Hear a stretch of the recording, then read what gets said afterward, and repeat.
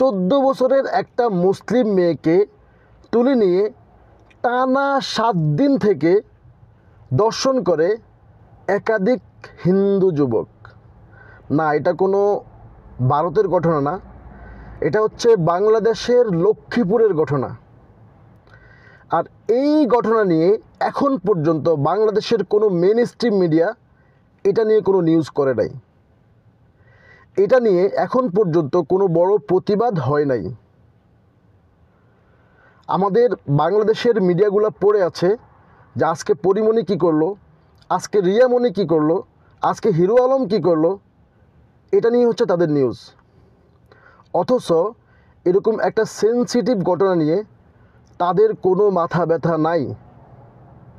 বাংলাদেশে হচ্ছে যদি এরকম কোনো ঘটনা ঘটে, কারোর সাথে যদি এরকম অন্যায় হয়, সেটা যখন পর্যন্ত না ভাইরাল হবে তখন পর্যন্ত ওই ঘটনার বিচার পাওয়া যায় না। তো আমি আপনাদেরকে বলবো যে ভিডিওটা এত বেশি শেয়ার করবেন যাতে করে মেয়েটা তার উপযুক্ত বিচার